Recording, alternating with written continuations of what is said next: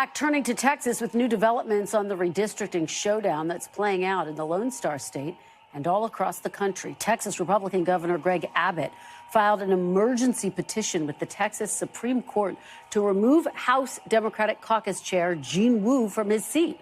Now, Wu is one of dozens of Texas Democrats who fled the state to block the start of a special legislative session and a Trump-backed plan to draw new lines for the state's congressional districts. Abbott's move comes as Texas Attorney General Ken Paxton says he will ask courts to declare some Democratic seats vacant if members don't return by Friday. And at the White House yesterday, President Trump said he may get the FBI involved. Look. The FBI get involved. Well, they may have to. They may have to. So a lot of people are demanding they come back.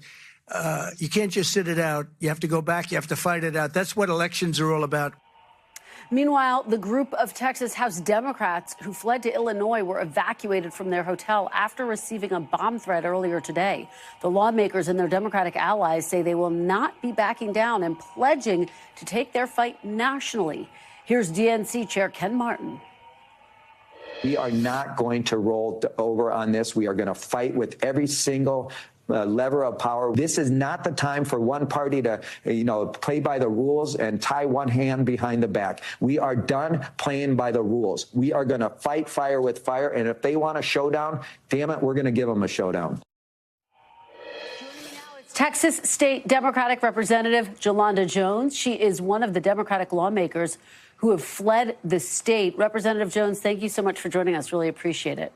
Hey, Kristen, thank you for having me. I appreciate it. Well, a lot to discuss, and I want to start with this bomb threat that was made toward Texas Democratic representatives who had fled to Illinois, like yourself. This happened earlier today. What can you tell us about what happened? So first of all, I don't want the story to be about this. So all I will say is, yes, it happened. We're safe, and it is not stopping us. We are marching on. Do you have any security concerns, though? I feel safe. Okay. Well, we will move now to the latest out of Austin. Of course, Greg Abbott, your governor, is trying to get the chair of your caucus removed from his seat. Ken Paxton is threatening to start removing members from their seats. Is this going to have an impact on you and your fellow Democrats? No, it's not. First of all, neither the governor nor Ken Paxton have the power or authority under Texas law to remove us from our seats. Let's be clear. There are two ways to remove us. There's removing you, where it has to, first of all, there has to be a quorum to do that, first of all, which they don't have a quorum, which is why they're whining right now. And it has to go through the House and the Senate with quorums on both. And then they would literally need, assuming there was a quorum, which is not going to be, they would need 12 Democrats to go with them. And we'd have to be voted out by 100 members. So you need 100 for a quorum, and then you need 100 votes, and then it'd have to go to the Senate, and they need 2/3 of the Senate's, and then it would go to the governor. So that's not happening. The second way you could be removed is to be expelled, and each house can expel their members. And the way you expel someone is to have 100 people there, which, again, they don't have because we have a quorum break going, and then they'd have to have 100 people vote to expel you, which, again, they're not going to get 12 Democrats to vote to expel us. So it's an empty threat, and I ain't scared. Very quickly, I mean, could this go to the state Supreme Court, which is majority Republicans? The Constitution of Texas determines how we can be removed from the House and the Senate. So the governor can't trump, pun intended, the Constitution, and neither can the Attorney General. He can't trump the Constitution either. There would have to be a constitutional amendment put in the Constitution where 100 people have to vote on it in the State House, and then it would have to go to the voters of the state of Texas to change the Constitution. So I'm going to say it again. The governor should know better. He's a lawyer. The Attorney General should know better. He's a lawyer. And so, no, I'm not worried. Well, let me ask you about some of what we're hearing from your colleagues. Your colleague, Gina Hinojosa, told us yesterday that the end game of all of this and of this exodus out of Texas is to basically get these new maps put aside, killed forever. How do you actually make that happen, Representative Jones? Well, so if they never get a quorum, then they don't get these maps enacted. If we manage to get all the way until the elections in 2026, they're just going to go with the current lines. So that's what you do. You don't give them a quorum. They are fining you every day. I know that some of that may be being paid for by outside groups. Does that deter you? Does that worry you? I hear your defiance, but there's a practical piece of this as well. So do you see this look on my face?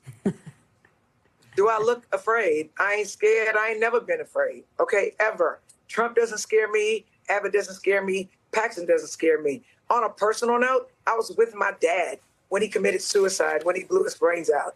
Any day that I'm not suicidal or that someone isn't killing themselves in front of me is a good day. I have breath in me to fight, and that's exactly what I'm doing for my constituents in Houston, Texas, that deserve to elect a representative of their choice in Congressional District 18, which has been racially gerrymandered so that Black people and brown people in Houston literally can't choose a representative of their choice. And they literally took one of those seats. They did the same thing in Dallas. And you know what? I have an obligation to fight for their right to elect their representative, and specifically, but generally, we're saving America.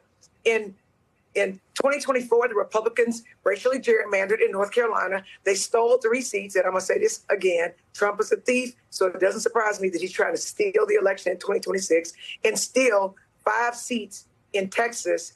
And so people didn't pay attention.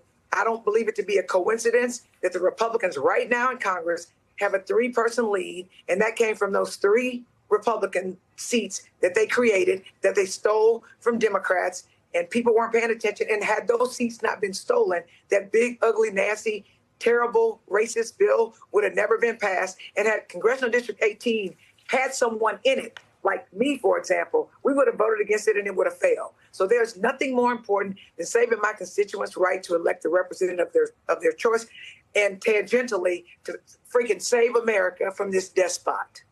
Well, we're so sorry to hear about your father. We appreciate your sharing that part of your story with us and that perspective with us. Let me ask you, look, we have heard a lot of Democratic governors and politicians talk about meeting fire with fire. DNC Chair Ken Martin, for example, said Democrats are, quote, done playing by the rules. Do you want to see Democratic-led states respond in kind? California, New York, and beyond. If California and New York and Illinois can make 100% Democratic congressional members, go for it. Because here's the problem with Trump. He's a bully and he's a liar, and he doesn't respect anyone or the Constitution or democracy or us. So if that's what you want to do, you started it. We're going to finish it. All right. State Representative Jones, thank you so much for your time today and your perspective. We really appreciate it.